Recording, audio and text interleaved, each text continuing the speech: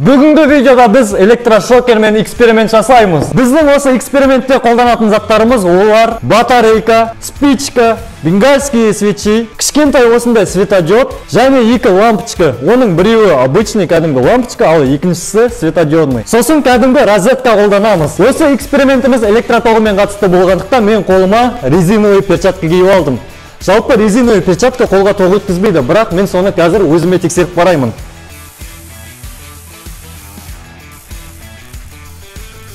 Көріп тұрғандарыңызда менің қолыма дым болған жоқ. Енді мына розеткамен және де басқа да заттарға электротоғымен тоғытқан кезде не болатынын қазір көретін боламыз. Енді біз бірінші экспериментімізді батарейкадан бастаймыз. Батарейкаға не болады екен? Батарейка жарылып та кетуі мүмкін, немесе басқа да нәрселер болуы мүмкін. Сондықтан достар, біздің жасаған экспериментімізді ешқашан қайталамаңыздар. Өйткені бізде барлық сақтық шаралары қарастырылған.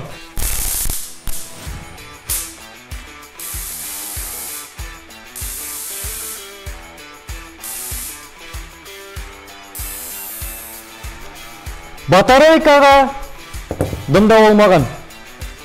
Сыртында ешқандай дефекттер жоқ. Даже өзінің температурасында сақтап тұр.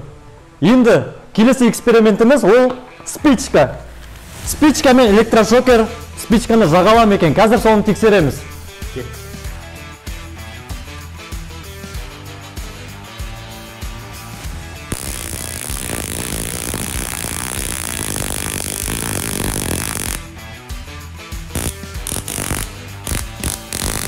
Шокер тоқтың күшімен спичканы жағалмайды екен. Енді келесісі бенгальские свечи.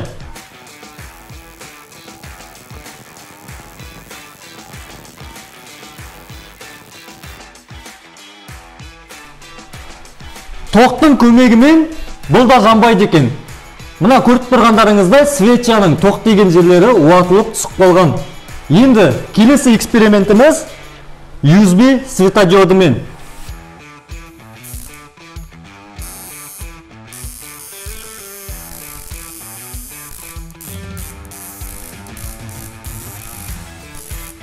Светодиодты шокердің тоғымен тікелей жағалмадық. Мүмкін бұл светодиод істен шыққан шығар. Қазір соны тексеру үшін светодиодқа зарядниктің адаптеріне жалғап, оны тікелей қазір тоққа қосып тексерейік. Көріп тұрғандарыңыздай светодиод бұзылмаған. Жанып, барлығы нормальный жұмыс жасап тұр. Енді бұл светодиодты біздегі розеткаға тыққан кезде светодиодымыз жанған жоқ. Өйткені біздің розеткамыздың екінші жағы тоққа қосылмаған. Егер де розетканың басын шокермен тоғыртсақ, бұл светодиод жана ма екен? Соны тексереміз.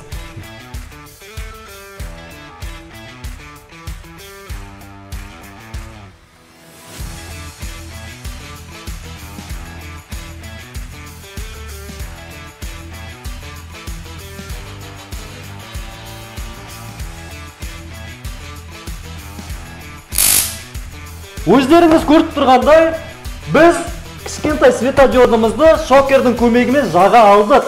Енді келесі экспериментіміз ол обычный лампочка. Егер де кәдімгі лампочкаге шокермен тікелей тоғыртсақ, лампочка жана ма екен? Қазір соны тексереміз.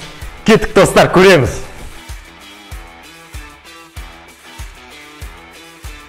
Достар, обычный лампочкамыз кішкене жарық берді, бірақ ол камераға дұрыс көрінбеген сияқты, сондықтан осы жердің жарығын өшіріп тастап, қазір тағы да қайталаймыз.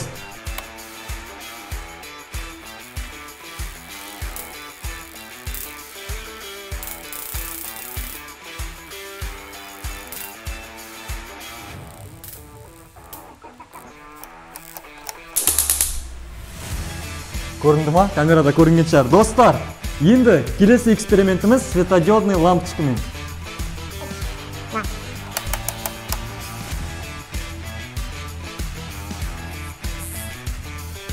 О, четко жанып тұр де мұны. Ендеше достар, видео ұнаса лайк басамыз, комментария қалдырамыз. Егер де каналымызға жазылмағандар болса жазыламыз. Сонымен біздің экспериментіміз аяқталды. Келесі видеода кездескенше.